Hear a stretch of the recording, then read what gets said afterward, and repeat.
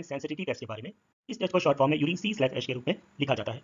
यदि हम बात करें टेस्ट क्यों करवाया जाता है, तो इस टेस्ट का जो इस्तेमाल होता है यदि आपको पेशाब संबंधी कोई समस्या है, जैसे कि पेशाब करते समय जलन होना, बार बार पेशाब होना, पेशाब का कम होना या फिर पेशाब की नली में किसी तरीके की जलन या कोई इन्फेक्शन होना, यदि आपका पेशाब जो है डार्क क्लाउडी है या फिर यदि आपके पेशाब का रंग लाल गुलाबी या कोको कोला रंग का दिखाई देता है, और साथ में यदि आपको कमर के निचले हिस्से में दर्द है या आपको अन्य कॉमन समस्या है जैसे कि पेट दर्द, तेज बुखार, ठंड लगना, कभी उल्टी या जी मतलाने जैसी समस्या है, तो इस कंडीशन में आपके डॉक्टर आपको urine culture and sensitivity test recommend कर सकते हैं। यदि हम बात करें यूरिन कल्चर टेस्ट के दौरान क्या देखा जाता है, तो इस दौरान आपके डॉक्टर देखते हैं कि आप में के पेशाब में किसी तरीके की बैक्टीरिया या फंगस तो अवेलेबल नहीं है। यदि हम बात करें टेस्ट कैसे किया जाता है, तो इसके लिए जो आपका यूरिन का जो सैंपल होता है उसको पेट्री डिश में ग्रो करवाया जाता है तथा देखा जाता है इसके अंदर बैक्टीरिया या फंगस अवेलेबल है कि नहीं है।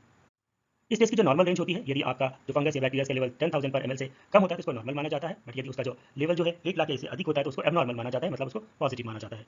यदि हम बात करें पॉजिटिव की, पॉजिटिव मतलब यदि उसमें ग्रोथ होती है तो उसको पॉजिटिव माना जाता है, इसका मतलब उसमें बैक्टीरिया अवेलेबल है या फंगस अवेलेबल है। अगर नो ग्रोथ आया है या नेगेटिव आया है, इसका मतलब उसमें बैक्टीरिया या फंगस की क्वांटिटी जो है वो कम है या नहीं पाए गए हैं।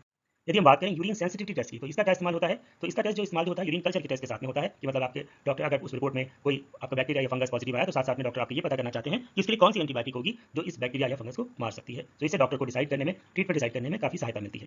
यदि हम बात करें इसके रिजल्ट की, तो इसके रिजल्ट जो आपकी रिपोर्ट में होंगे वो इस तरीके से होंगे। ससेप्टेबल, इसका मतलब होता है कि बैक्टीरिया से ये एंटीबायोटिक लड़ सकता है, मतलब ये एंटीबायोटिक काम करेगा। इंटरमीडिएट, इसका मतलब ये होता है कि इस बैक्टीरिया फंगस से लड़ने के लिए इसकी जो एंटीबायोटिक की क्वांटिटी या खुराक जो बढ़ानी पड़ेगी। यदि आता है रेजिस्टेंट, तो इसका मतलब होता है ये एंटीबायोटिक इस ट्रीटमेंट में नहीं इस्तेमाल हो पाएगा। और यदि आता है फर्दर टेस्टिंग, तो इसका मतलब होता है कि आपको सैंपल दोबारा टेस्टिंग करवानी होगी। यदि हम बात करें कौन-कौन से बैक्टीरियाज कॉमन होते हैं यूरिन में के इन्फेक्शंस में, तो वो होते हैं प्रोटियस, क्लिप्सेला, एंटेरोबैक्टर, स्फाइलोकोकस और एसिनोटोबैक्टर। ये जो होते हैं ये कॉमन बैक्टीरियाज होते हैं। यदि हम बात करें यूरिन इन्फेक्शन के लिए घरेलू उपचार क्या है, मतलब किस तरीके से अपने आप को आप ठीक कर सकते हैं, तो उसके लिए आपको ज़्यादा से ज़्यादा पानी पीना है और आपको जब भी यूरिन की सेंसेशन हो पास करने की जरूर जाए, साथ में दही या कर्ड वगैरह का इस्तेमाल करें। विटामिन सी काफ़ी हद तक जो होता है इन्फेक्शन से बचाता है। साथ साथ में आपको हमेशा ध्यान रखना जब भी आपको पेशाब लगे इसको रोके नहीं। और यदि आप मैरिड हैं या मैरिड नहीं भी हैं, तब भी जो होता है अपने जो सेक्सुअल पार्ट है उनकी सफाई रखें। यदि हम बात करें कि यूटीआई, यदि आपको इन्फेक्शन है और यदि आपकी रिपोर्ट पॉजिटिव आती है तो आपको क्या नहीं खाना चाहिए, तो आपको कॉफी का कम इस्तेमाल करना चाहिए, साथ में शराब कम मसालेदार खाना चाहिए, या जो एसिडिक कम एसिडिक फूड होता है, साथ में आपको मीठा भी कम लेना होता है। तो इन चीज़ों को आपको या तो अवॉइड करना है या कम मात्रा में लेना है। यदि हम बात करें कि इसके लिए कौन कौन से एंटीबायोटिक यूज होते हैं, तो इसके लिए बहुत सारे एंटीबायोटिक यूज होते हैं, जैसे कि सेफेलैक्सिन, सेफ्ट्राक्सोन, नाइट्रोफेरेंटाइन या हाई एंटीबायोटिक जैसे कि अमोक्सिसिलिन, क्लैवलिनिक एसिड वगैरह भी इसमें इस्तेमाल होते हैं, या फिर सेफेक्सिन वगैरह। यदि हम बात करें इसके लिए कौन सा सैंपल इस्तेमाल होता है, तो जैसा मैंने शुरुआत में बताया, इस कल्चर एंड सेंसिटिविटी के लिए यूरिन का सैंपल लिया जाता है। आपको मिड स्ट्रीम यूरिन देना होता है, मतलब आप जब भी सैंपल कलेक्ट कर रहे हैं तो आपको यूरिन थोड़ा सा पास करके जो बीच का यूरिन है वो लेना होता है। इससे क्या होगा, आपका रिजल्ट बेटर आएगा।